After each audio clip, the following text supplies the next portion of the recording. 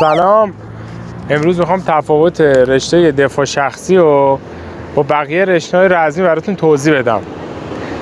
ببینین، رشته‌های رزمی متشکل شده از چندین حرکت دست، پا، قفل کردن مفاصل، زمین زدن، تو خاک کار کردن و سلاحه که هر کدوم اینا متشکل میشه از چند رشته متفاوت. یعنی شما اگه میخوای هر کدوم متفاوت کار کنی باید خیلی سال زمان بذاری.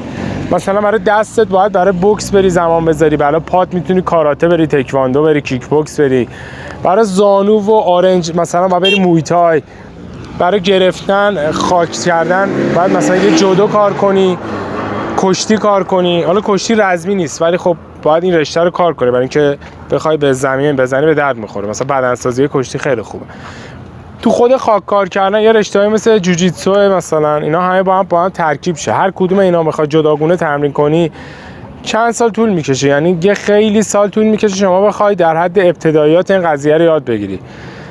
خوبی دفاع شخصی اینه که شما با کار کردن یه زمان خیلی کوتاه تمام اینایی که گفتم و یه چکیده و تکنیکای کاربردی هر کدوم رو یاد میگیری. همینطور استفاده کردن از سلاح به چه درد میخوره؟ ببین، تو درگیری‌های واقعی اکثر اوقات پیش میاد که مثلا یه نفر مورد خفتگیری یا سرقت قرار میگیره، اکثر اوقات با سلاحه. مثلا دست خالی خیلی کم پیش میاد یه نفر رو بخوان گوشی چیز ازش بگیرن، یا مثلا درگیری تو خیابون پیش بیاد، مثلا چند نفر اراذلو باشن میخوان درگیر شن. خب به هر حال چوبی، چماقی، شمشیر، قمه، چیزی همیشه باهاشونه.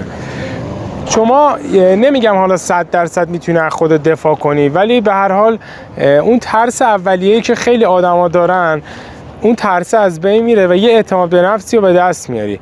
اون ترس هم با استفاده از تمرین و تکراریه که خب تو این رشته ها ما کار میکنیم. مربیای مخصوص داره، هر کدوم جداگونه توضیحات داره که باید براتون بازش کنن. یعنی مثلا چیکار کنی که اگه درگیری شدی چیکار نکنی، اینجوریشه اونجوریشه، هر کدوم مفصل براتون توضیح میدم.